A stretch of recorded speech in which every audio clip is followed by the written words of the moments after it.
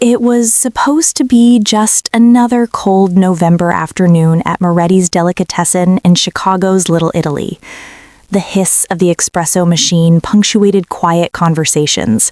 The rich aroma of cured meats and fresh bread hung thick in the air.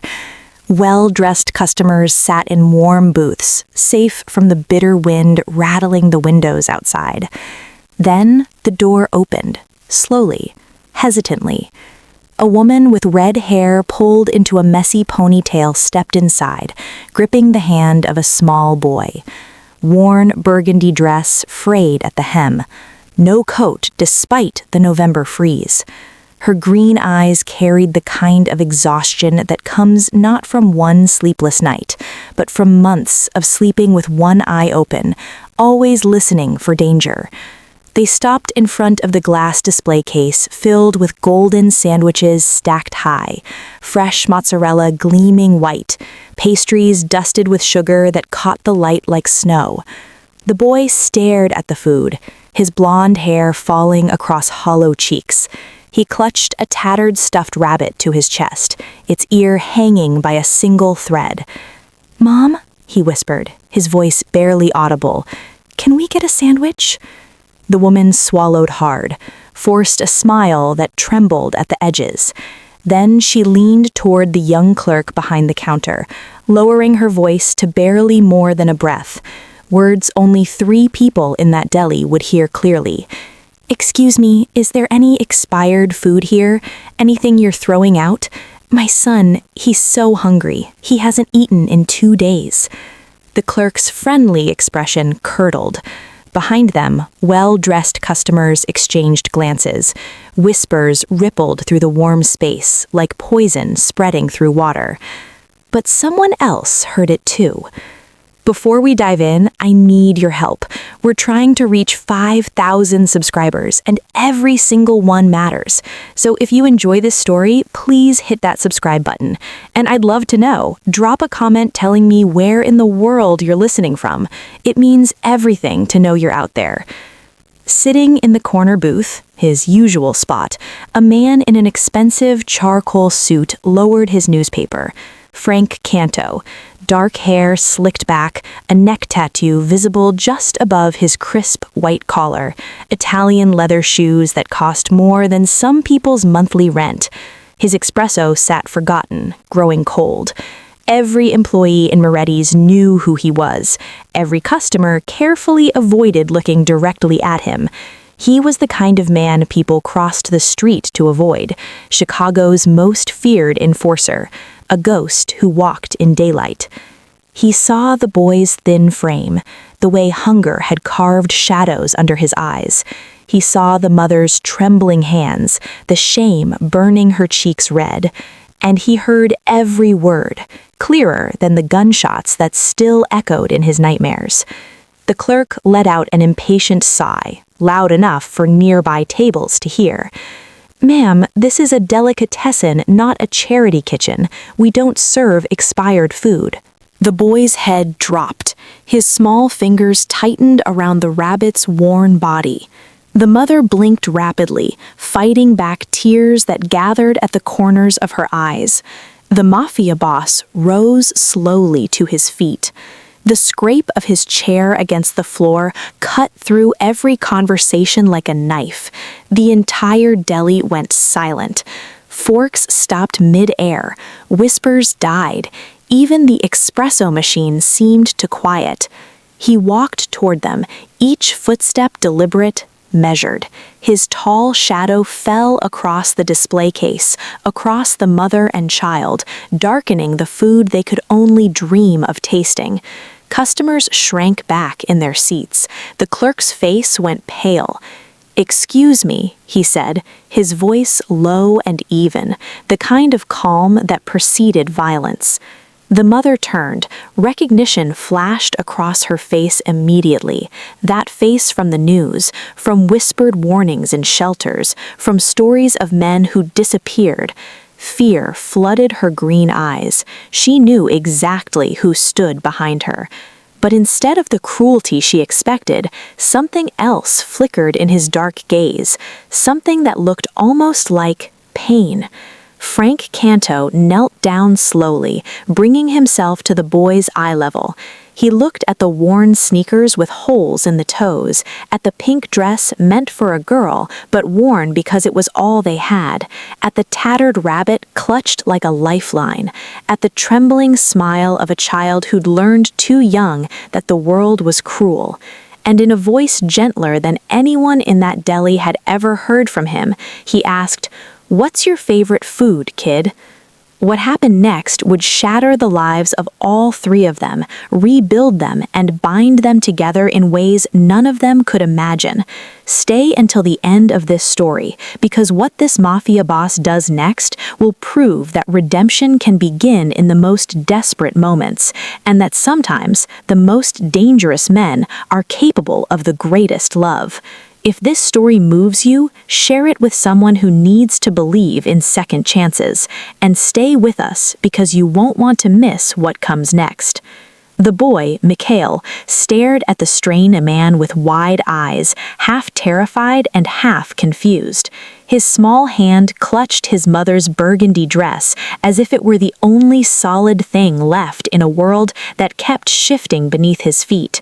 Carolyn wanted to pull her son away, wanted to run from this place, from the judging eyes, from the powerful man whose name she'd heard whispered in fear on the streets where they slept. But her legs wouldn't move. Her feet felt nailed to the floor. Carolyn wanted to pull her son away, wanted to run from this place, from the judging eyes, from the powerful man whose name she'd heard whispered in fear on the streets where they slept. But her legs wouldn't move. Her feet felt nailed to the floor. Frank Canto's voice cut through her paralysis. "Sit." He gestured toward his corner booth with one hand, the other still resting gently on Micheal's shoulder. "The food will take a few minutes." Every instinct Carolyn had screamed danger. Every survival skill she'd learned in 6 months on the streets told her to grab her son and run. Men like Frank Canto didn't help people. They used them, hurt them, discarded them. She'd heard the stories, seen his face on news broadcasts playing through store windows, watched people cross the street when his name was mentioned. But Micheal's eyes had locked onto the sandwich station behind the counter, where Sophia was already moving with nervous efficiency, pulling out fresh bread, slicing mozzarella. The look on her son's face, desperate hope mixed with disbelief, shattered whatever resistance Carolyn had left. She had no choice. She never really had. "Okay," she whispered, her voice barely audible. They slid into the booth, Micheal clutching his tattered rabbit against his chest. Frank sat across from them, his expression unreadable. The expensive fabric of his suit seemed to absorb the light. Up close, Carolyn could see the details the news cameras never caught.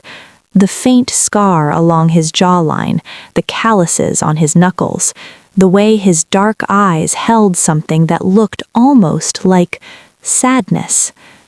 The deli had resumed its normal rhythm, but quieter now. Conversations continued in hushed tones. No one looked directly at their booth, but Carolyn could feel every eye in the room watching from the periphery. Sophia appeared within minutes, her hands trembling slightly as she set down 2 massive meatball sandwiches, steam rising from the marinara sauce that spilled over the sides of crusty Italian bread. Minestrone soup in ceramic bowls, fresh bread still warm from the oven. The smell alone made Carolyn's stomach clench with hunger so fierce it was painful. Micheal stared at the food like it was a mirage, like if he blinked it might disappear. "We can't pay for this," Carolyn whispered, shame burning her throat. "I don't have any—" "Did I ask you to?" Frank's voice was quiet but final. He leaned back against the booth, arms crossed, waiting. Micheal looked up at his mother, his blue eyes wide with a silent question. The boy had learned not to reach for things that weren't his, had learned that wanting led to disappointment, that hope was a luxury they couldn't afford.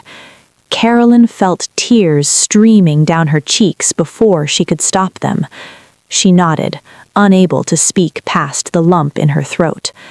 "Eat, baby. It's okay." Micheal lifted the sandwich with both hands. It was almost too big for him to hold. He brought it to his mouth and took his first bite. His eyes closed. His whole body went still. For a moment, he just sat there, overwhelmed, as if his brain couldn't process that this was real, that he was actually eating real food after 2 days of nothing but water from public fountains. Then he ate, too fast, desperately, like someone who'd forgotten what it meant to chew. "Slow down, sweetheart," Carolyn said softly, her own sandwich untouched in front of her. "You'll make yourself sick." Micheal forced himself to slow, but his hands kept shaking. Between bites, he looked at Frank as if afraid the man might change his mind, might snatch the food away, might reveal this was all some cruel joke. Frank watched in silence. His expression remained unreadable, but something flickered behind his eyes. Carolyn saw his jaw tighten, saw the way his fingers drummed once against the table before going still, and she realized this man was fighting something inside himself, some battle she couldn't see.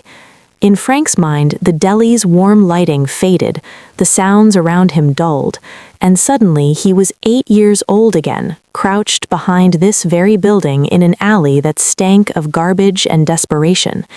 His mother had managed to get him half a sandwich, stale bread, wilted lettuce, a thin slice of meat. He'd eaten it exactly like Micheal was eating now, too fast, afraid someone would take it, overwhelmed by the simple gift of not being hungry for just a few minutes. "How long?" Frank asked, his voice pulling himself back to the present. Carolyn understood immediately. She wiped her eyes with the back of her hand. 6 months on the streets, 9 months since we had a real home. Frank nodded slowly. He didn't ask for details, didn't press, just waited. And something about that silence, that patient, non-judgmental silence, made Carolyn want to fill it. "My husband, David, he had a gambling problem. I didn't know how bad it was until men started showing up at our door.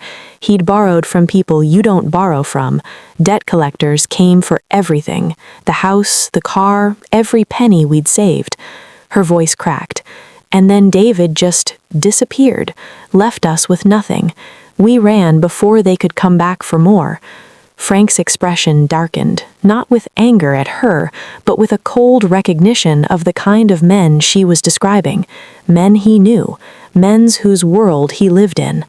He turned to Micheal, who was halfway through his sandwich now, eating more slowly, savoring each bite. "How old are you, kid?" "8, Micheal answered, his mouth half full. Then, remembering his manners, 8 years old, sir." Frank went very still. 8. The same age Frank had been when his mother died in an alley 3 blocks from here. The same age he'd been when Father Dominic found him half frozen, clutching Maria's cold hand, whispering promises to a corpse that she'd be okay, that he'd find help, that someone would save them. The same age when he'd learned that no one saves people like them. He saw his own childhood in Michael's hollow cheeks, in the way the boy ate like someone who didn't know when the next meal would come, in the tattered rabbit that was obviously the only toy he had left, in those blue eyes that had already seen too much. Frank pulled out his phone, dialed. When the voice on the other end answered, "Boss?" he spoke without preamble. "Angelo, I need the Harrison Street apartment ready in 2 hours, fully stocked. Food, clothes for a woman and an 8-year-old boy, everything." Carolyn's eyes went wide. "What? No, we can't." "You can," Frank said, his tone leaving no room for argument. "And you will. This city's too cold for a child to sleep outside." "Why are you doing this?" Carolyn's voice rose, panic and confusion mixing with something that might have been hope. "What do you want from us?" Frank looked at her directly, held her frightened green eyes with his dark ones. "I don't want anything. I just don't want to see another mother lose to this city." 20 minutes later, a large man in a leather jacket entered the deli. Angelo, 6'4", shoulders like a linebacker, a scar running through his left eyebrow. He moved with the controlled power of someone who knew how to hurt people, but when he approached the booth, his voice was surprisingly gentle. "Ma'am?" He held out set of keys. "Harrison Street, apartment 3B. It's a safe building, good neighborhood. Everything you need is there." Carolyn stared at the keys like they might burn her. Sophia and another employee emerged from the back carrying bags. Groceries, she realized. Fresh fruit, bread, milk, canned goods. "I don't understand. Why would you—" Angelo glanced at Frank, then back to Carolyn. "Boss says you need help, so you get help." Carolyn was overwhelmed, suspicious, terrified, grateful. Every emotion crashed through her at once until she couldn't tell one from another. She looked at Frank, searching his face for the trap, for the catch, for whatever cruel twist was coming. But all she saw was a man who looked as haunted as she felt. They stood to leave, Micheal still clutching his rabbit in one hand and the last piece of his sandwich in the other. As they passed Frank's booth, the boy stopped, tugged on Frank's sleeve. "Thank you, Mr. Frank," Micheal said softly. Frank knelt down one more time, bringing himself to the boy's level. "You're welcome, kid. You take care of your mom, okay? She needs you." Micheal nodded seriously. "I will. I promise." Frank watched them leave, Carolyn carrying the grocery bags, Angelo walking protectively beside them, Micheal looking back once with those blue eyes that cut straight through 30 years of armor. The deli returned to normal. Conversations resumed. Sophia cleaned their table. Frank sat back down in his booth. His hands were still shaking. He caught Sophia's attention. "Whiskey, double." She blinked. He never drank anything but espresso here. "Yes, Mr. Canto." The whiskey arrived. Frank downed it in one swallow, feeling the burn all the way down. But it didn't stop the shaking, didn't stop the memories flooding back, didn't stop him from seeing his mother's face in Carolyn's exhausted eyes, didn't stop him from seeing himself in that 8-year-old boy. 30 years, he whispered to the empty booth. 30 years, and all it took was one hungry kid to bring it all back. The apartment on Harrison Street was nothing like the shelters Carolyn had learned to navigate. Nothing like the park benches or the subway platforms or the doorways where they'd huddled against the cold.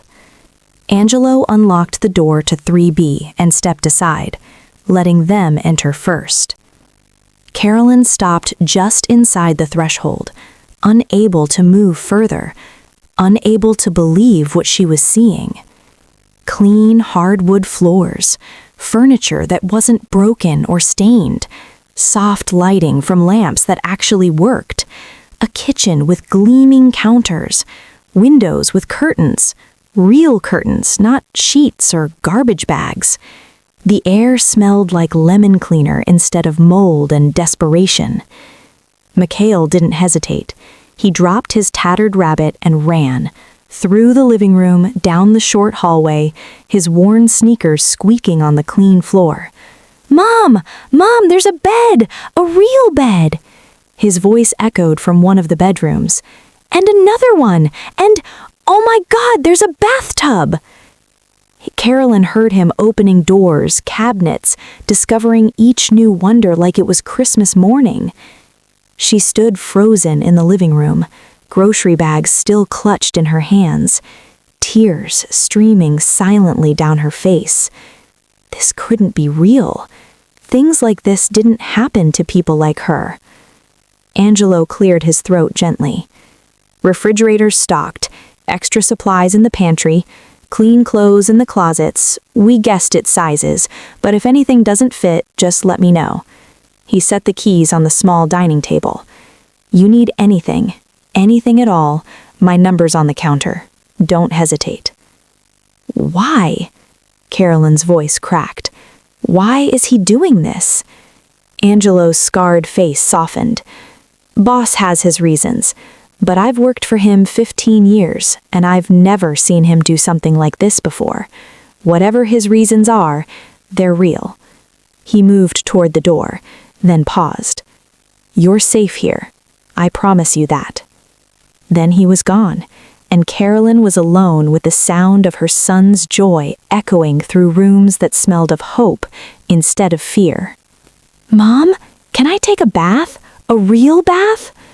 Micheal stood in the bathroom doorway, his eyes shining brighter than they had in months. Behind him, Carolyn could see white tiles, a clean tub, towels folded neatly on a rack. "Yes, baby. Yes, you can." She ran the water, watching it steam and swirl, clear and clean. No rust, no strange smells, just water, hot and endless. Micheal stripped off his dirty clothes, the pink dress he'd found in a donation bin, the underwear Carolyn had washed in public restroom sinks, and climbed in with his rabbit. "Won't Mr. Rabbit get ruined?" Carolyn asked gently. "He needs a bath too," he said seriously. "He's been dirty for a long time." Carolyn sat on the closed toilet seat, watching her son play in the water. He scrubbed the rabbit gently, talking to it in whispers, telling it that everything was going to be okay now, that they had a home, that they were safe. She cried silently, her hand pressed over her mouth to keep the sobs from escaping. She cried for every night they'd spent cold and hungry, for every time she'd failed to give her son the childhood he deserved, for the relief and terror of this moment, knowing they were safe but not knowing for how long. "Mom?" Micheal looked at her, water dripping from his blonde hair. "Is this our home now?" Carolyn's heart shattered. "I don't know, baby. I don't know how long this will last." She wanted to promise him forever. She wanted to say, "Yes, this is ours. We're safe now. Nothing bad will ever happen again." But she'd learned the hard way not to make promises she couldn't keep. "But can we stay tonight?" Micheal asked, his voice small. "Yes, we can stay tonight." She didn't have the heart to tell him it might be temporary, that men like Frank Canto didn't give things away for free, that there was always a price, always a catch, always something terrible waiting in the shadows. But for tonight, she let him believe. Hours later, Micheal slept in a real bed for the first time in 6 months. Clean sheets, a soft pillow, the tattered rabbit tucked under his arm, still damp from the bath, but cleaner than it had been in months. Carolyn had found pajamas in the dresser, child size, brand new, tags still on.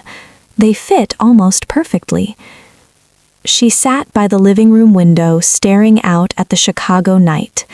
Streetlights cast orange pools on the sidewalk below. Normal people walked past, coming home from work, walking dogs, living ordinary lives. Lives where they didn't have to calculate which shelter had the shortest line, where they didn't have to decide between food and safety. She didn't trust this. Men like Frank Canto didn't help people without expecting something in return. She'd heard the stories. Everyone on the streets had. Racketeering, violence, territorial wars that left bodies in dumpsters.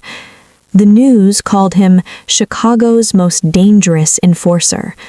Mothers used his name to scare their children into behaving. What if this was a trap? What if he expected her to... Her stomach turned at the thought. What if the price for this apartment, this food, this safety, was something she couldn't pay? Something that would destroy whatever dignity she had left. But what choice did she have? Micheal was starving. Winter was coming. Another month on the streets and her son might not survive. She'd made a deal with the devil because the devil was the only one offering salvation. Carolyn pulled her knees to her chest and stared out at the city, waiting for the other shoe to drop. Across the city, in a penthouse that overlooked Lake Michigan, Frank Canto poured his third whiskey of the night. The glass was crystal, expensive, probably worth more than Carolyn had earned in a year when she'd had a job. Everything in his home was expensive. Sleek, modern furniture, abstract art on the walls, floor-to-ceiling windows that showcased Chicago's glittering skyline. And all of it felt empty. He stood at the window, the whiskey untouched in his hand, and stared out at the same city Carolyn was watching from her new apartment. Somewhere out there, in a building he owned but had never visited, a woman and a child were sleeping in safety for the first time in months. Because of him. Frank couldn't stop seeing Micheal's face. The hollow cheeks, the way he'd clutched that tattered rabbit like it was the only friend he had in the world, the desperate way he'd eaten that sandwich, afraid it might disappear. 8 years old, the same age Frank had been. 30 years earlier, winter in Little Italy, snow falling in thick sheets that turned to gray slush on the sidewalks. 8-year-old Francisco Canto stood outside Moretti's Delicatessen, watching his mother beg. Maria Canto was beautiful once. Frank remembered photographs from before, her mother smiling, her dark hair shining in the sun. But hunger and exhaustion had carved her face into something gaunt, desperate. "Please," she said to the owner, Mr. Moretti, her English heavily accented, "just scraps, anything you're throwing away. My son hasn't eaten in 2 days." Mr. Moretti's face twisted with disgust. "I told you before, stop bothering my customers. You're bad for business. Get out of here before I call the police." Maria stumbled back, her thin coat offering no protection against the brutal cold. Frank grabbed her hand. "Mama, it's okay. We'll find something else." But there was nothing else.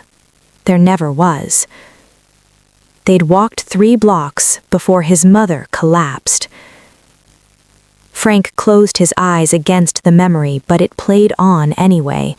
It always did. Maria falling to her knees in the alley. The snow is starting to fall harder. Frank tried to help her up, but she was too weak, too starved, too broken. "I'm sorry I couldn't feed you, mijo," she'd whispered, her voice barely audible over the wind. "I'm so sorry." "It's okay, Mama. We'll get help. Someone will help us." But no one did. Frank had stayed with her body for 3 days, held her hand as she grew cold, talked to her even after she stopped responding, promised her he'd be okay, promised her he'd survive. By the time Father Dominic found him, Frank was hypothermic, delirious, nearly dead himself. The priest had wrapped him in blankets, carried him to the church, saved his life. Father Dominic tried, placed Frank in the system, found him foster homes, but Frank ran away at 12, unable to trust anyone, unable to believe in safety or kindness or second chances. The streets taught him what the system couldn't: how to survive, how to fight, how to never be helpless again. At 14, a local crew recruited him. By 16, he'd earned his first scar and his reputation. By 30, he was feared. By 30, he'd built an empire on the promise that no one would ever have power over him again. He'd made himself into something his mother would have been horrified by, but he'd survived. He'd won. And he'd forgotten the other promise he'd made in that alley, holding his mother's cold hand. The promise that if he ever had power, he'd help people like her, people with nowhere to go, people the world had decided didn't matter. Until today, he'd failed that promise completely. Frank's phone buzzed. Angelo. "Boss, they're settled. The kid's asleep, the woman's scared but safe." "Good." Frank's voice was rough. "Post someone outside, discreet. I don't want them to know, but I want them protected." Silence on the line. Then Angelo said carefully, "Boss, people are going to notice. You're risking a..." Frank knew what he meant. In their world, kindness was weakness. Caring about people made you vulnerable.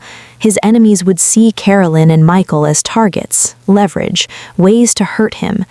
"I know," Frank said quietly. "Then why?" "Because 30 years ago, no one took a risk for me." Frank set down the whiskey glass, his reflections staring back at him in the dark window. "Maybe it's time I pay that debt."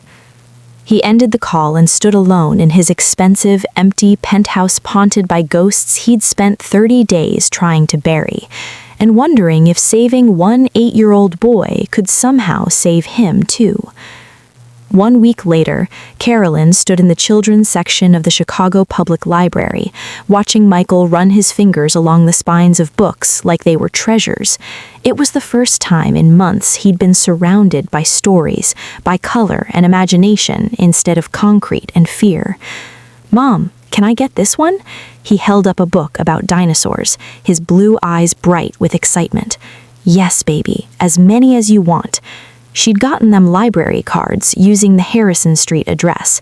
It felt surreal, having an address again, being able to write it on forms without shame. The librarian had smiled at them like they were normal people, like they belonged. Carolyn had been using that address for other things too, job applications mostly. She'd spent hours at the library's computers, filling out forms, attaching her resume from a life that felt like it belonged to someone else. Elementary school teacher, bachelor's degree in education, references from a school that probably didn't remember her name. No responses yet. Her work history had a 9-month gap she couldn't explain without admitting she'd been homeless. And even before that, the debt collectors David had brought down on them had destroyed her credit, her reputation, everything. But she kept trying, because she couldn't rely on Frank Canto forever, couldn't trust that this gift wouldn't be snatched away. Frank had visited twice that week. Both times he'd brought groceries, fresh fruit, milk, bread, things Micheal needed. Both times he'd asked how they were doing, if they needed anything, and both times he hadn't stayed long. But something had changed in those brief visits. The hollow look was fading from Michael's face. The sharp angles of starvation were softening. He smiled more, laughed. He'd found crayons in one of the kitchen drawers and spent hours drawing pictures, stick figures labeled Mom, Me, and Mr. Frank, standing in front of a building labeled Home. One evening, while Carolyn made dinner, actual dinner with ingredients she could choose, Micheal looked up from his drawing. "Mom, can I go to school again?" The question hit her like a physical blow. She turned away from the stove, gripping the counter for support.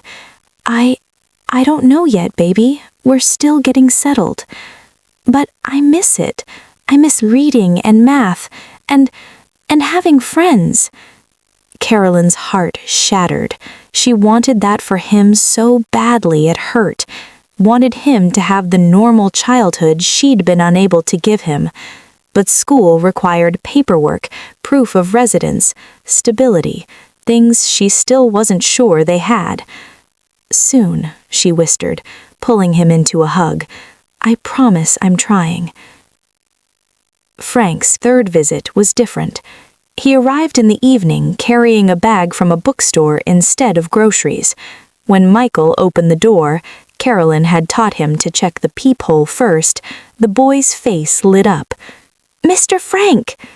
"Hey, kid." Frank's voice was gentler than Carolyn had ever heard it. He pulled a book from the bag. "Thought you might like this." It was a large hardcover picture book about animals from around the world. Beautiful photographs, simple text, perfect for an 8-year-old learning to love reading again. Micheal clutched it to his chest like it was made of gold. "Thank you! Can I read it now?" "Sure." Frank glanced at Carolyn, asking permission silently. She nodded, still trying to understand this man, this feared enforcer who brought her son books and spoke to him with infinite patience. They sat on the couch, Micheal between them, and the boy opened the book. He read aloud slowly, stumbling over longer words. Elephant? That's right, elephants. They're smart, remember everything. Like you? Frank smiled, a real smile that made him look younger, less dangerous. Maybe. Keep reading. Carolyn watched from the kitchen, pretending to put away dishes, but really studying this strange scene. Frank Canto, Chicago's most dangerous man, sitting on her second-hand couch, patiently listening to an 8-year-old struggle through words. The same man who supposedly ordered hits and ran illegal operations was pointing at pictures of giraffes and asking Micheal what sound they might make. The duality confused her, terrified her, and, against every survival instinct she had, made her want to trust him.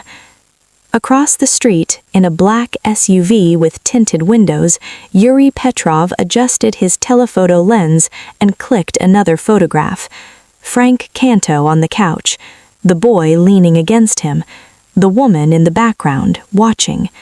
Yuri had been parked here for 3 days, documenting everything. He'd photographed Frank arriving with groceries, Frank kneeling to talk to the boy at eye level, Frank's expression when he looked at them, an expression Yuri had never seen in 15 years of surveillance. Frank Canto looked human. Yuri lowered the camera and pulled out his phone. "I have more." Dmitry Volkov's warehouse in the industrial district smelled like motor oil and cigarette smoke. The Russian mob boss sat at a metal desk, reviewing photographs spread across the surface like a hand of cards. He was 53, with gray hair cropped close to his skull and eyes the color of dirty ice. His face was angular, sharp, the kind of face that never smiled without calculation behind it. Yuri stood across from him, waiting. "In 15 years, Dmitry said slowly, his Russian accent thick, "I have never seen Frank Canto smile, not once." He tapped a photograph, Frank with his arm around Micheal's shoulders, both looking at the book. "Who are they?" "A woman and a boy," Yuri reported. "Homeless before Canto found them. He set them up in one of his properties on Harrison Street. Provides food, clothing, everything." Dmitry studied the photos more carefully, Frank's body language, the way he leaned toward the child, the protective posture. He cares about them. "Yes, sir." After all these years, Dmitry's thin lips curved into something predatory. Frank Canto has a weakness. He stood, pacing the length of the warehouse. His lieutenants, 3 men who'd followed him from Moscow 20 years ago, watched silently. "We've tried everything," Dmitry said, more to himself than to them. Territorial pressure, business disruption, direct confrontation. Nothing breaks him. He's ice, stone, untouchable. He turned back to the photographs. But this is different. He's protecting them like family. "Orders?" Yuri asked. "Find out everything. Who they are, where they came from, what they mean to him." Dmitry's voice dropped to something cold and final. "Every detail, and then we'll decide how to use them." That night, Carolyn tucked Micheal into bed. He was still clutching the animal book, reading about lions by the light of his bedside lamp. "I like Mr. Frank," Micheal said sleepily. "He's nice, not scary like you said. Carolyn smoothed his blonde hair back. Baby, he's a complicated man. We need to be careful. But he saved us. Micheal looked at her with those innocent blue eyes. Doesn't that make him good? Carolyn opened her mouth to answer and found she had no words. Was a man good if he did one kind thing while building an empire on violence? Could someone be both savior and monster? She didn't know anymore. Get some sleep, sweetheart. She kissed his forehead and left the door cracked the way he liked it. The next morning, a knock at the door made Carolyn jump. She checked the peephole, a delivery man in a brown uniform, holding a box. Delivery for Micheal Withrow. She opened the door cautiously, signed for the package.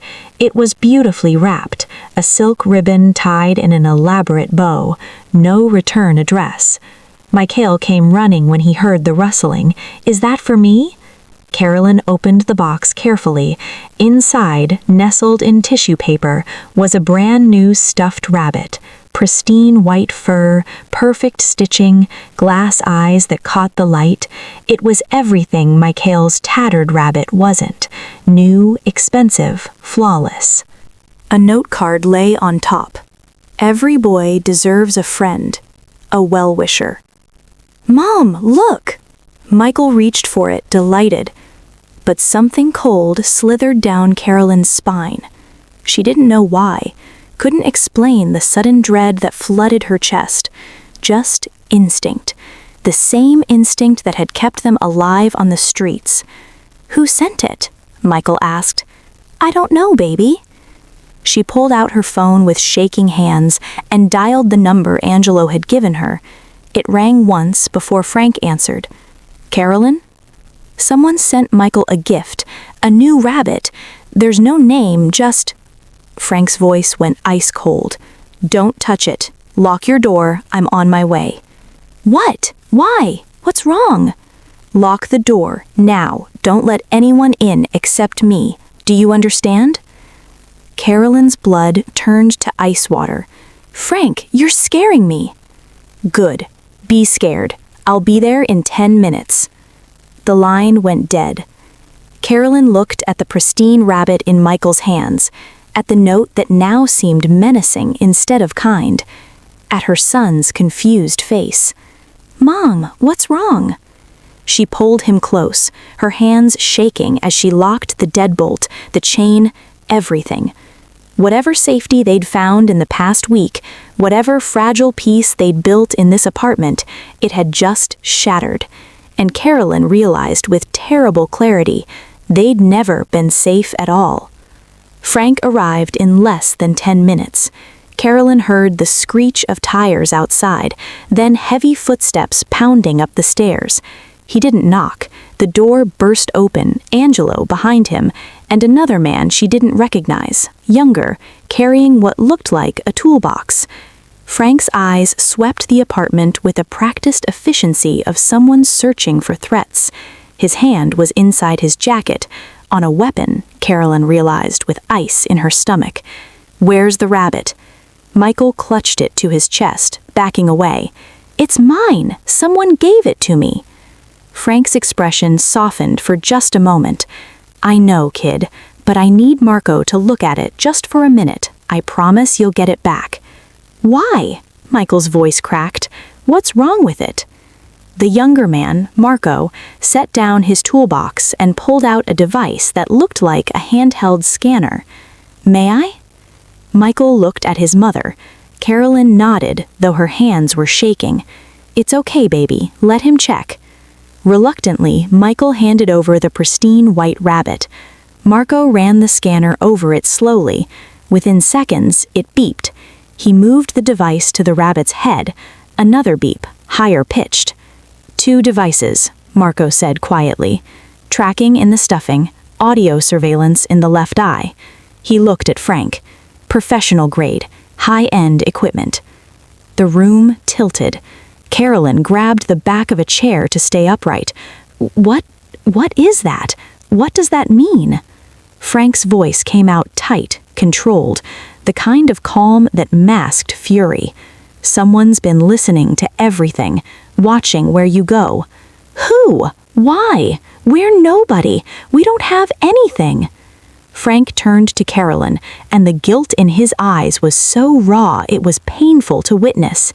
You became somebody when I brought you here. This is my fault. Candace examined the rabbit more closely, his scarred face grim. Boss, it's Russian craftsmanship. Has to be Volkov. Frank's jaw clenched so hard Carolyn heard his teeth grind. Dmitri. Who the hell is Dmitri? Carolyn demanded, her fear turning into rage. What have you dragged us into? Frank ran a hand through his hair, the first time she'd seen him look anything less than completely composed. Dmitri Volkov, Russian mob boss. We've been in a territorial war for 5 years. A mob boss? Carolyn's voice went cold. You're at war with another mob boss? He knows I care about you and Micheal. That makes you targets. Targets? The word came out as a scream. Micheal flinched, and Carolyn forced herself to lower her voice, but the fury remained. What have you done to us? We were safer on the streets. At least there we were invisible. Carolyn, no! She stepped back, putting distance between them. Take your apartment, your food, everything. We're leaving, right now. You can't. Frank's voice was hard, final. He already knows where you are. He's been inside this apartment. The words hit Carolyn like a physical blow. Inside. Someone had been inside while they slept, near Michael's bedroom, near her child. She looked at Micheal, who was crying now, clutching his old, tattered rabbit, not understanding what was happening, but knowing it was bad. His thin shoulders shook, and all the joy from the past week, the smiles, the laughter, the hope, had drained from his face. Then what do we do? Carolyn whispered, all the fight going out of her. Frank knelt in front of her, his dark eyes intense. I protect you, both of you. I have safe houses, security, resources. I will not let him touch you. Why should I trust you? Carolyn's voice broke. This happened because of you. You're right, it did, and I will fix it. He turned to Micheal, lowering himself to the boy's level. I'm sorry, kid. I'm so sorry, but I promise no one's going to hurt you. Do you believe me? Micheal nodded, tears streaming down his face. I'm scared, Mr. Frank. I know, but you're going to be okay. I've got you. Within an hour, they were moving again.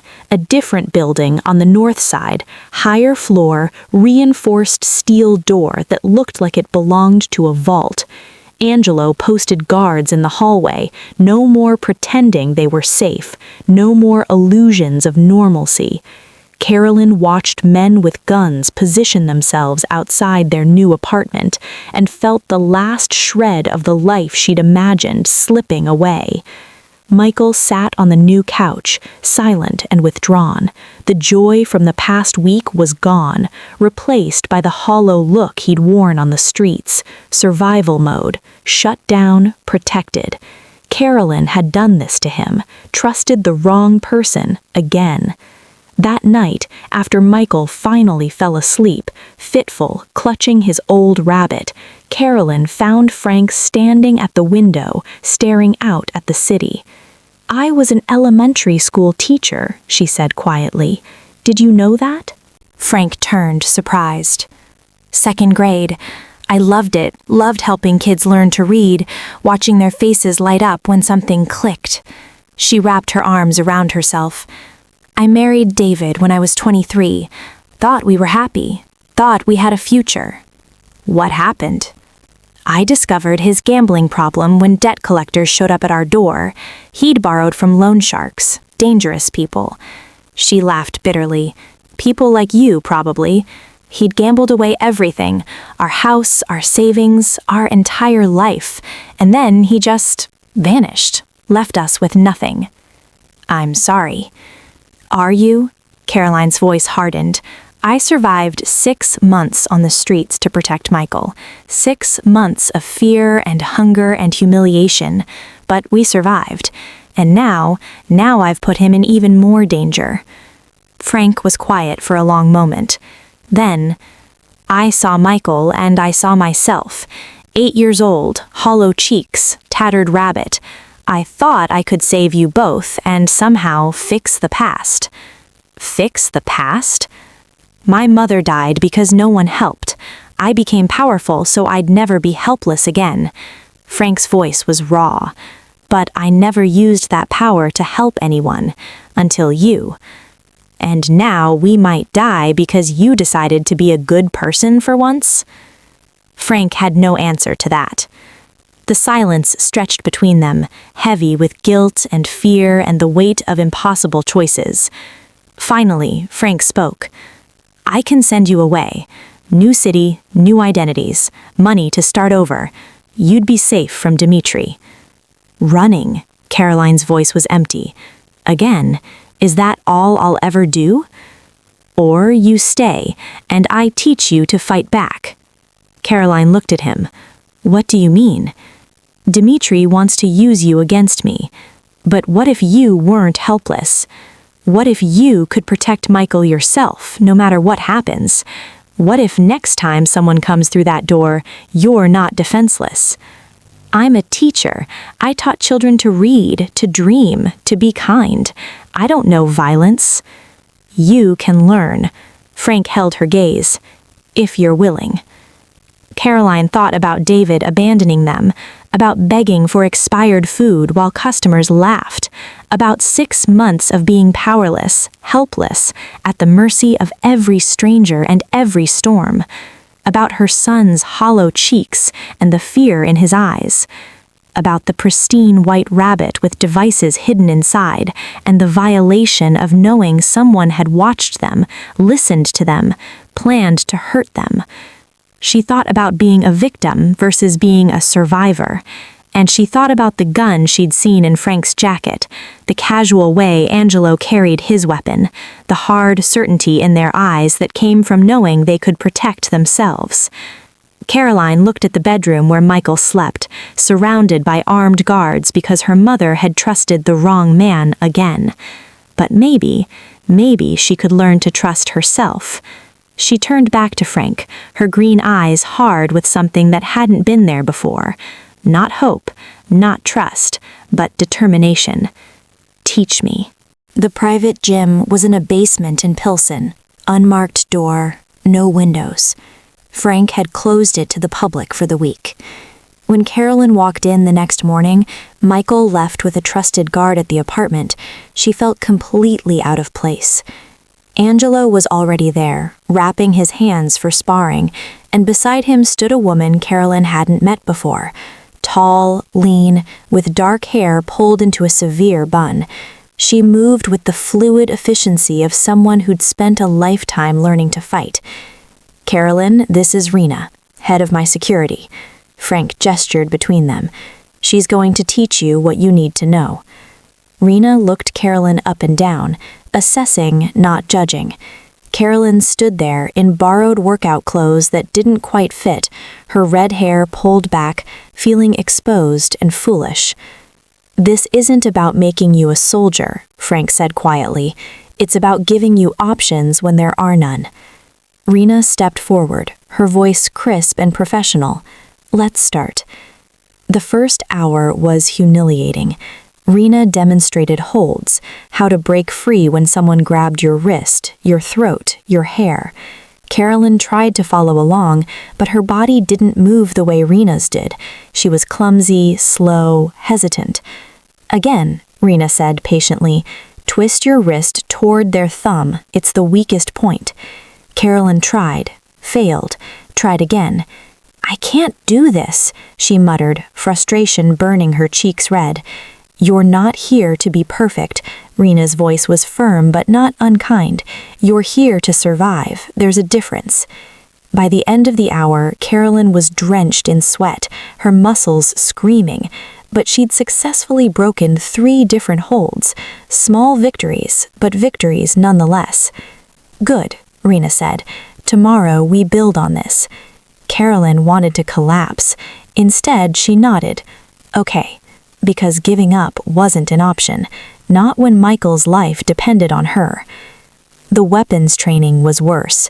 Frank led her to the shooting range in the back, a narrow corridor with targets at the far end, the smell of gun oil and spent brass thick in the air. He set a compact pistol on the table between them, small, black, efficient, designed to kill.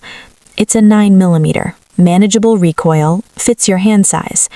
Carolyn stared at it like it was a venomous snake. Her hands shook when she reached for it, then pulled back. "I can't. I taught children to read, to dream, to be kind. This isn't who I am." Frank's voice was gentle but unyielding. "It's not who you were, but it's who you need to be to keep Michael alive. There has to be another way." "There isn't." Frank's eyes held hers. "Hesitation kills. Protection requires action. You think Dimitri's men will give you time to debate morality? You think they'll care that you used to teach second graders?" Carolyn closed her eyes, thought of her classroom, the alphabet posters on the walls, the reading corner with its worn carpet and shelves of picture books. See Spot run. Run, Spot, run. She'd taught children to be kind, to share, to use their words instead of violence. And now she was learning to kill. But then she thought of Michael, his hollow cheeks, the fear in his eyes when the guards had appeared, the way he'd asked her, "Are we safe, Mom?" And she had no answer. What good was teaching kindness if she couldn't keep him alive to be kind? "Show me," she whispered. Frank stood behind her, his hands guiding hers into the proper grip. Firm, but not tense. Finger off the trigger until you're ready to fire. Carolyn's whole body was shaking. "Breathe," Frank said quietly. "Aim center mass. Squeeze the trigger, don't pull. Smooth motion." She aimed at the paper target 15 feet away. Squeezed. The gun kicked. The sound was deafening even through the air protection. The bullet struck the concrete wall 3 feet to the left of the target. Again. She fired. Missed. Again. Missed. By the 10th shot, her arms ached. Her ears rang despite the protection. Tears streamed down her face, from frustration, from fear, from the weight of what she was becoming. But the 10th shot hit the target, just barely, on the outer ring. But it hit. Carolyn lowered the gun, her hands trembling violently. And then she broke. Sobs tore from her chest, ugly and raw. She'd crossed a line she could never uncross, learned a skill she could never unlearn. Frank didn't tell her to stop crying, didn't tell her to be strong. He simply took the gun from her shaking hands, set it down, and handed her a bottle of water. Then he waited. When she could finally speak, her voice was hoarse. "How do you live with it, knowing you can hurt people?" "I felt the same way," Frank said quietly, "the first time I hurt someone. 14 years old, and I thought I'd never sleep again." "How did you get past it?" "I learned that protecting people you love isn't violence." He looked at her with something like understanding. "It's love in its rawest form." Across the city, in Dmitri Volkov's warehouse, 12 men sat around a table studying floor plans. "The apartment is on the 8th floor," Dmitri said, his accent thick as he pointed to the blueprints. 2 points of entry, main door and fire escape. Canto will have guards posted. 4, maybe 6 men. Yuri leaned forward. "When?" "Tomorrow night, 1 a.m. We cut the grid at 12:58, kill the lights and cameras. You have 2 minutes to breach before backup arrives." Dimitri's cold eyes swept the room. "Extraction only. I want the boy alive." "And the woman?" Yuri asked. Dimitri's expression didn't change. "If he interferes, eliminate her. But the boy is leverage. Dead leverage is useless. Understood?" 12 men nodded. "Good. Get some rest. Tomorrow we take Frank Canto's weakness and turn it into his grave. Over the next week, Carolyn trained every day while Micheal stayed at the apartment with guards. Her accuracy improved. The first day, she hit the target 3 times out of 20. By day 5, she was hitting it 17 times out of 20. Her grouping tightened. Her hands stopped shaking. Rena taught her to move quietly, to scan rooms for threats, to think tactically instead of emotionally. Survival is about awareness, Rena said. See the danger before it sees you. When Micheal asked where she went every day, Carolyn knelt down and looked him in the eyes. I'm learning how to keep you safe, baby. From the bad people? Yes. Micheal hugged her tightly. I love you, Mom. I love you too, more than anything. During training sessions, Carolyn and Frank talked. Not about the danger or the war with Dimitri, but about who they'd been before all of this. Frank told her more about his mother, Maria's laugh, the way she sang Spanish lullabies even when there was no food in the house, the strength it took to work 3 jobs and still smile at her son. Carolyn told him about her classroom, about the little girl who'd struggled with reading until something clicked and she'd started devouring books, about the joy of watching children learn. A respect formed between them, born from shared trauma and shared determination. One evening, after a particularly brutal training session, Carolyn asked quietly, "Why didn't you ever have children?" Frank was silent for a long moment. My life isn't one where children should exist. But you're good with Micheal. Maybe because he reminds me there's still something worth protecting in this world. On the 7th day, Rena ran a final test. Simulated home invasion, she explained. Attackers breach your apartment. You have to protect Micheal, she gestured to a dummy positioned on a chair, and neutralize the threats. Carolyn was given a pistol loaded with blanks. Her hands were sweaty on the grip. Ready? Carolyn nodded. The scenario started. 2 men burst through the door, Angelo and another guard wearing protective gear. They moved fast, aggressive, shouting. Carolyn's heart hammered. For 3 seconds, she froze. Then, instinct or training kicked in. She raised the pistol, aimed, fired twice. Both men went down, hit by the blank rounds. Clear, Rena called. Carolyn lowered the gun, breathing hard. Rena approached, her expression serious. Not bad. You took them both down, but you hesitated. 3 seconds. In a real scenario, 3 seconds is the difference between life and death, between saving Micheal and losing him. Carolyn nodded, her throat tight. I understand. That night, Frank came to the apartment. He brought a small case, set it on the kitchen table. Inside was a real pistol, loaded, safety engaged. Keep it in the nightstand, Frank said. Loaded, safety on unless you need it. Carolyn picked it up. The weight felt familiar now. A week ago, it had been foreign, terrifying. Now it felt like a tool, a last resort, a promise. I hope I never have to use this, Carolyn whispered. So do I.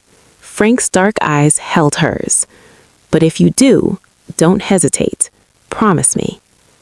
Carolyn thought of Micheal sleeping in the next room, of the men who wanted to hurt him to get to Frank, of every moment in her life when she'd been powerless. I promise. Frank nodded and left. Carolyn placed the pistol in the nightstand drawer, exactly where Frank had told her. Then she sat on the edge of the bed, staring at her hands. Hands that had held books and crayons and helped children learn to write their names. Hands that could now kill. Unknown to either of them, in a warehouse across the city, Dmitri Volkov was finalizing his plan. The date was set, the team was ready. Tomorrow night at 1 a.m., everything would change. The storm was coming, and all they could do was prepare. The day before, Carolyn tried desperately to keep things normal. "Can we bake cookies, Mom?" Micheal asked, his blue eyes bright with the kind of innocent hope that broke her heart. "Of course, baby." They spent the afternoon in the kitchen, mixing dough, pressing shapes with cookie cutters Rena had brought. Micheal got flour everywhere, his hair, his shirt, the counter. He laughed when Carolyn dabbed his nose with it, and the sound was so pure, so unburdened, that Carolyn had to turn away to hide her tears. This was what she'd been fighting for. Not survival, not safety from threats she couldn't name, but this, her son laughing in a warm kitchen, being a child again. She'd do anything to preserve it. Anything. Frank arrived that evening carrying bags from an Italian restaurant. "Thought you might be tired of cooking." But Carolyn saw the tension in his shoulders, the way his eyes scanned the apartment's corners, the way his hand drifted toward his jacket, where she knew he kept his gun. "What's wrong?" she asked quietly, while Micheal set the table. "Perimeter guard missed a check-in." Carolyn's blood went cold. "What does that mean?" Frank's phone buzzed. "Angelo." He answered, listening. "Probably nothing, boss. Rodriguez sometimes forgets, but I sent someone to check on him." Frank's jaw tightened. "Keep me updated." He pocketed the phone and looked at Carolyn. "I'm staying tonight. Just routine." But nothing about his expression said routine. After dinner, Carolyn read Micheal a bedtime story. He was in his pajamas, clutching both rabbits, his old tattered one and the new one they'd swept for devices and kept because Micheal had grown attached to it despite everything. "Mom?" His voice was small in the dim light of his bedroom. "Are we going to be okay?" Carolyn smoothed his blonde hair back, fighting to keep her voice steady. "Always, baby. I'll always protect you. Promise?" "Promise." Michael's eyes drifted closed, his breathing evening out. Carolyn sat there for a long time, watching him sleep, memorizing the peaceful look on his face. Just in case. At 11:45 p.m., Carolyn sat in the living room with Frank. The apartment was quiet except for the hum of the refrigerator and the distant sound of traffic below. "You really think something's going to happen?" she whispered. "I hope I'm wrong." Frank checked his weapon, pulling the magazine, checking the chamber, reinserting it with practiced efficiency. "But my instincts are usually right." "If you're not wrong?" Carolyn's hands were shaking. "If they come?" Frank looked at her directly. "You get Micheal to the panic room. Lock the door. Don't open it for anyone except me. Understand?" Carolyn nodded. "I understand." She felt the weight of the pistol at the small of her back, tucked into her waistband like Frank had taught her. A week ago, the feeling would have been alien, terrifying. Now it was just familiar. The clock on the wall ticked toward midnight. At 12:58 a.m., the lights went out. Not gradually, not flickering, just gone. The entire building plunged into darkness. Emergency lights kicked in after 2 seconds, bathing everything in dim red light that made the apartment look like a nightmare. Frank was on his feet instantly. "It's happening. Go." Carolyn ran, down the hallway, into Micheal's room. She scooped him up, blankets, rabbit and all. "Mom, what's—" "Shh, baby. Stay quiet. Stay quiet for me." Micheal buried his face in her shoulder, trembling. Then the gunfire started. It erupted from the stairwell, sharp cracks that echoed through the building like thunder, shouting, the heavy thud of bodies hitting walls. Angelo's voice came over Frank's radio, tight with urgency. "Boss, 12 hostiles. They breached the stairwell. We're pinned down." Frank shouted into the radio. To Carolyn, "Panic room, now." Carolyn ran to the reinforced room Frank had installed in what used to be a closet. Steel walls, steel door, hydraulic lock designed to withstand anything. She got Micheal inside, set him down in the corner. He was crying now, clutching his old rabbit, his whole body shaking. It's okay, baby. We're safe. We're... Carolyn hit the lock button. The hydraulics whirred. The heavy bolts should have slid into place with a solid thunk. Instead, a red light flashed on the panel. Lock failure. The door remained open by 6 inches. No! No, no, no! Carolyn hit the button again. Again. The hydraulics whined, but the door wouldn't seal. Malfunction. Outside, Frank held the apartment's main entry. 3 attackers came through the doorway and he put them down with brutal efficiency. 1 shot each, center mass. They dropped and didn't move. But there were more. So many more. A bullet caught Frank in the ribs. Pain exploded through his chest like fire. He stumbled but stayed upright, returning fire, forcing them back. Angelo burst through from the stairwell, blood streaming from a shoulder wound. "Boss, they're coming through the kitchen." The kitchen. The fire escape window. Frank tried to move, but his wounded ribs screamed. He was slower, weaker. 2 attackers smashed through the kitchen window in a shower of glass. Frank engaged, but they were fast, trained, and he was bleeding. They pushed past him, heading straight for the panic room, for Micheal. "Carolyn!" Carolyn saw the gloved hands prying at the door, forcing it wider. Micheal screamed, "Mom!" She remembered Frank's voice in the shooting range. Hesitation kills. Protection requires action. Carolyn pulled the pistol from her waistband, thumbed off the safety, and aimed at the gap in the door.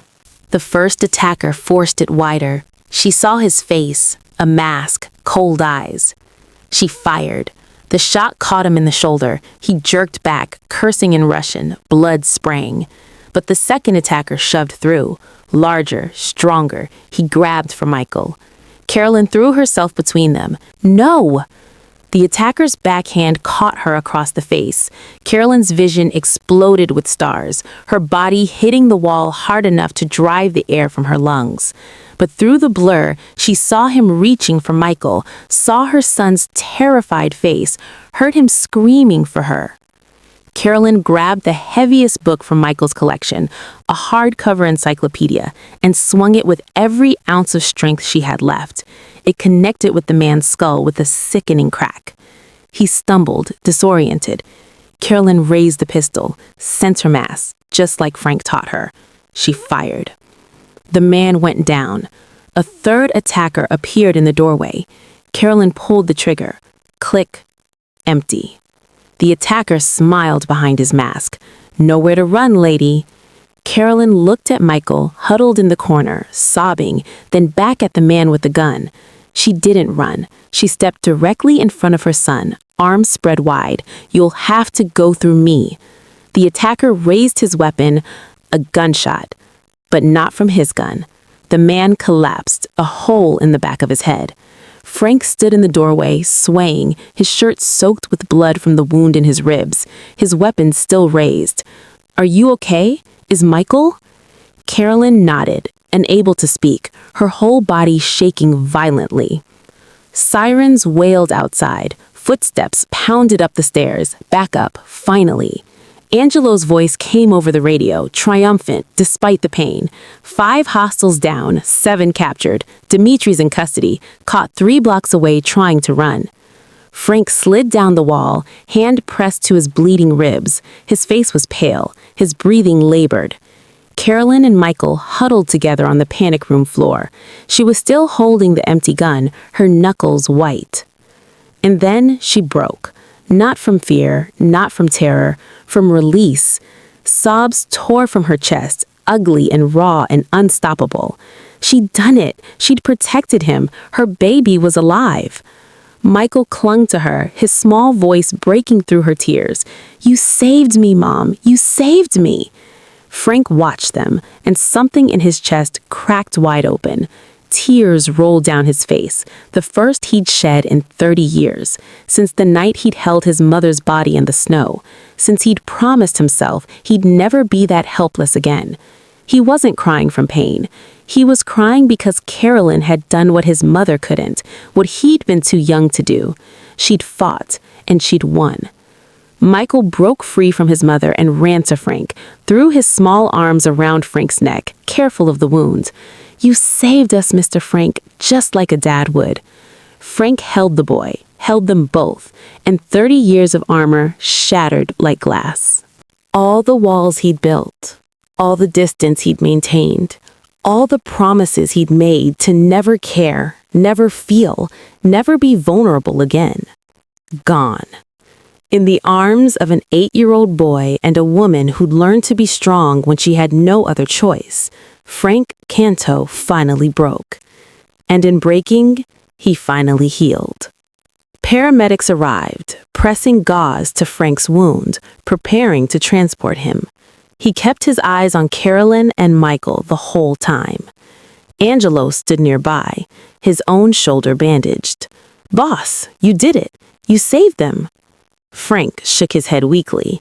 "No, she saved them. I just gave her the tools." He looked at Carolyn, her tear-stained face, the empty gun still in her hand, the fierce protection in her eyes. "And maybe," Frank whispered, his voice rough with emotion, "maybe I saved myself." 1 week later, Frank sat in his penthouse with his arm in a sling, staring at the city he'd controlled for 15 years. The bullet had cracked a rib and torn through muscle, but he'd survived. Dmitry Volkov was in federal custody facing RICO charges that would keep him locked up for the rest of his life. His organization had scattered like rats from a sinking ship. The war was over. Frank had won. So why did it feel like he'd lost everything? Across the city, in a safe house even more secure than the last, Carolyn sat by Michael's bed at 3 in the morning, watching him sleep. She did this every hour, checked to make sure he was breathing, made sure he was real, alive, safe. She couldn't sleep.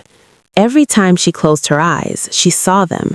The attackers forcing through the panic room door, the blood spreading across the second man's chest after she'd shot him, the way his body had crumpled. She'd killed 2 people.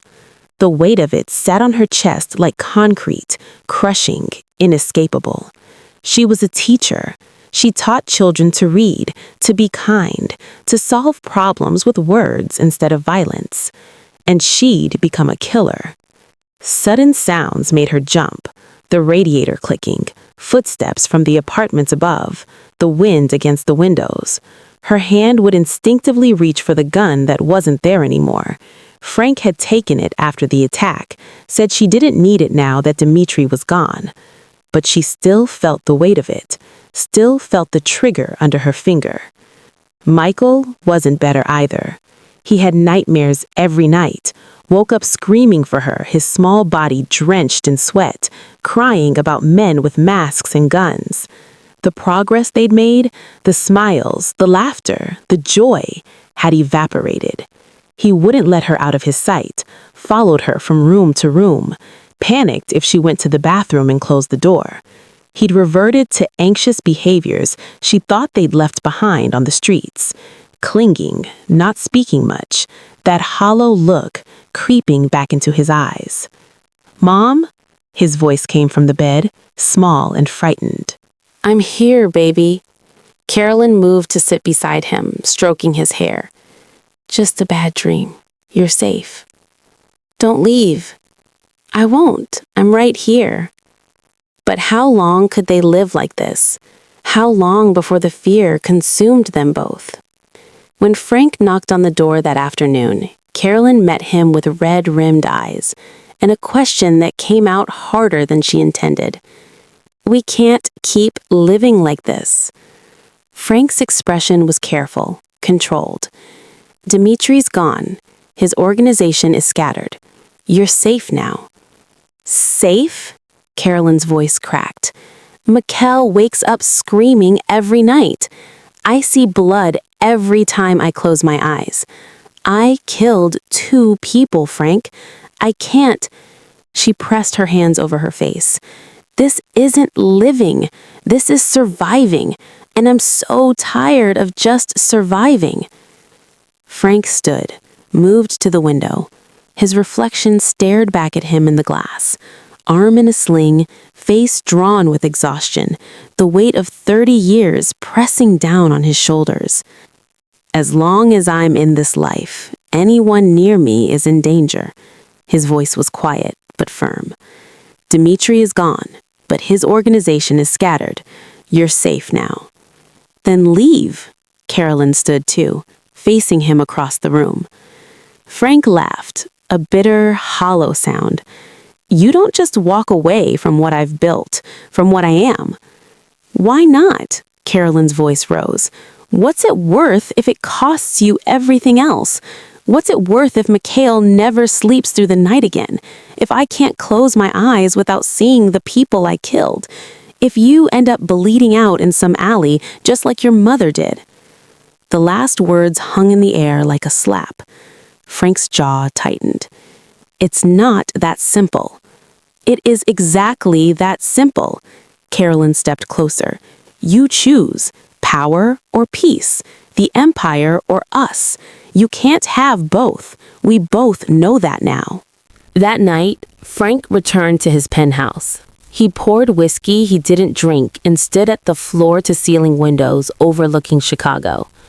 His empire spread out below him, territory he'd fought for, bled for, killed for. Money, power, respect, fear.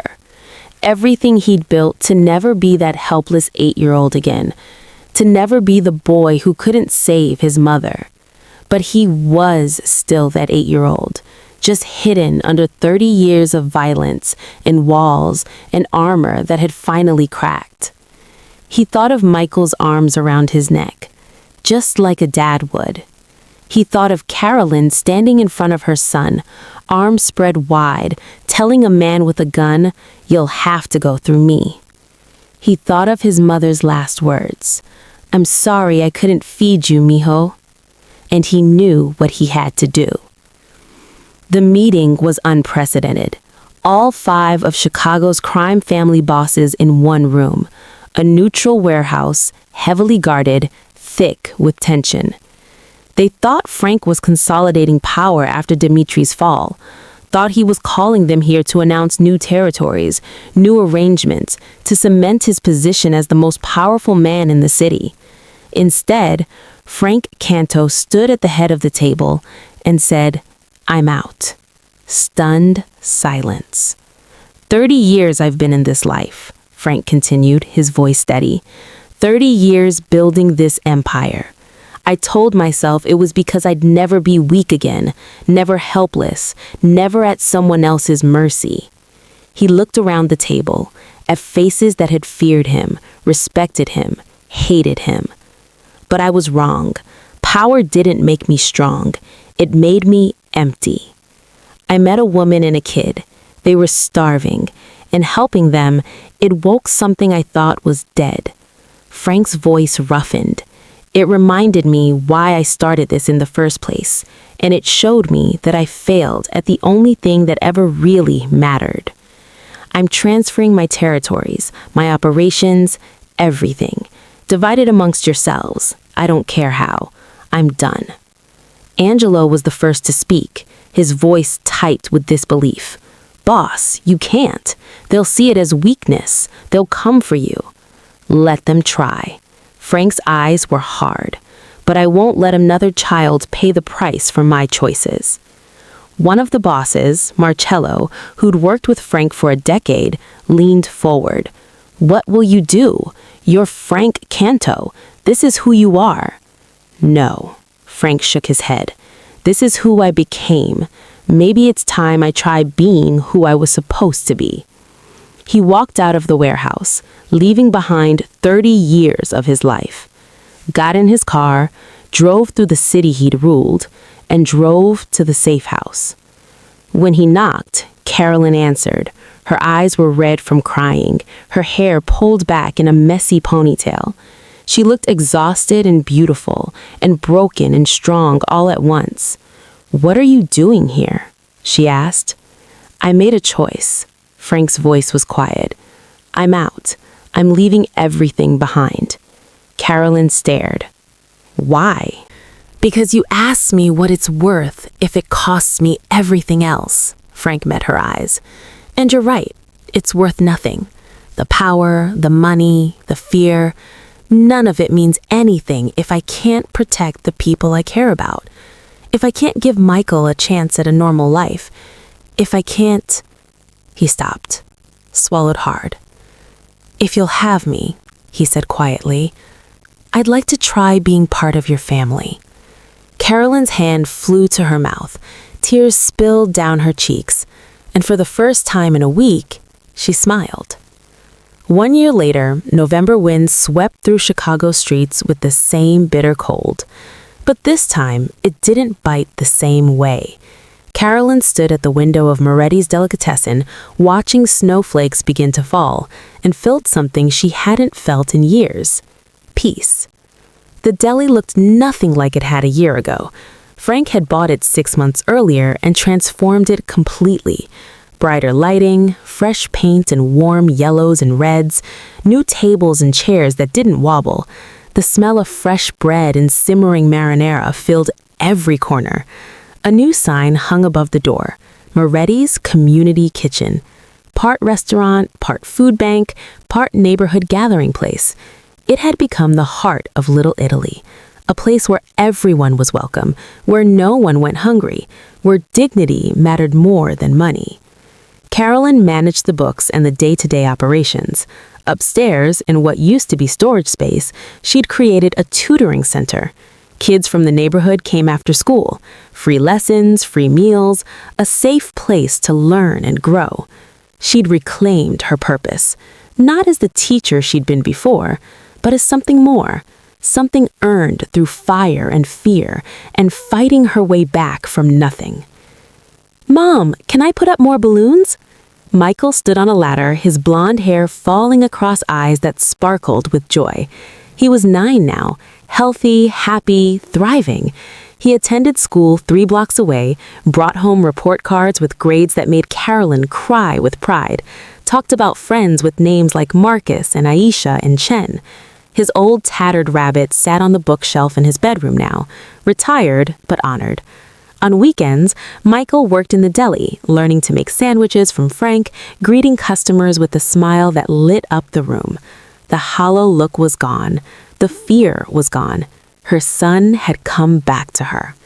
Not too many, baby. We still need room for people. Today was Michael's 9th birthday. The deli was decorated with streamers and balloons. A special table was set up in the center, covered with a red and white checkered cloth. Neighborhood kids Carolyn tutored had been invited. The whole community was coming. Behind the counter, Sophia, the clerk who dismissed them a year ago, arranged pastries on a tray. She worked for Frank now, and the transformation had been complete. Kind, helpful, grateful for a second chance she'd never expected. She caught Carolyn's eye and smiled. Everything's ready. Frank emerged from the kitchen carrying a massive meatball sub, Michael's favorite. Fresh bread, homemade marinara, mozzarella melting over the top, and stuck directly into the bread, 9 candles. Because it's funny, Frank, Micheal had insisted when planning his party. Who puts candles in a sandwich? Frank wore jeans and a simple black t-shirt. No expensive suits, no Italian leather shoes. Just a man who worked with his hands, who smelled like garlic and tomato sauce, who'd traded power for purpose. He set the sandwich in front of Micheal. The whole deli, packed with neighbors, kids, families, began to sing. Happy birthday to you. Michael's face glowed in the candlelight. Carolyn stood beside him, one hand on his shoulder, and felt tears sliding down her cheeks. Good tears. Grateful tears. The song ended. Micheal took a deep breath and blew out all 9 candles in one go. Then he stood on his chair. I want to say something, Micheal announced, his voice clear and confident. The deli quieted. Last year, my mom and I were hungry and scared. Michael's blue eyes swept the room. We came to this place and asked for help, and Mr. Frank gave us everything. He looked at Frank, who stood near the kitchen door, arms crossed, uncomfortable with attention. He gave us food and a home, but more than that, he gave us family. Michael's voice strengthened. Frank isn't Mr. Frank anymore. He's just Frank, my family. Applause erupted. People wiped their eyes. Sophia dabbed at tears with her apron. Carolyn stood, her throat tight with emotion she could barely contain. A year ago, she began, her voice shaking, I was begging for scraps to feed my son. I felt like a failure, like I'd lost everything that mattered. She looked around the room, at the neighbors who'd become friends, at the kids she tutored who looked at her with respect, at Sophia who'd learned that second chances could transform lives. But Frank showed me that losing everything can be the start of gaining what really matters. She turned to Frank, holding his dark eyes with her green ones. You gave me back my son's childhood. You gave me back myself. And we gave you back you. Frank stepped forward, clearly uncomfortable but unable to refuse. The room waited. My mother died in an alley 3 blocks from here. She was starving. I was 8 years old. Silence. Everyone knew who Frank had been, what he'd done, the empire he'd walked away from. I spent 30 years building power so I'd never be helpless again, so I'd never be that kid watching his mother beg for food. Frank's voice roughened. But I was still helpless. I just didn't know it. He looked at Carolyn and Micheal. You didn't just let me help you. You saved me. You taught me that strength isn't what you can take. It's what you're willing to give up for people you love. The deli erupted in applause again, but Frank barely heard it. He could only see Micheal's smile, Carolyn's tears, the family he'd found in the wreckage of the life he'd left behind.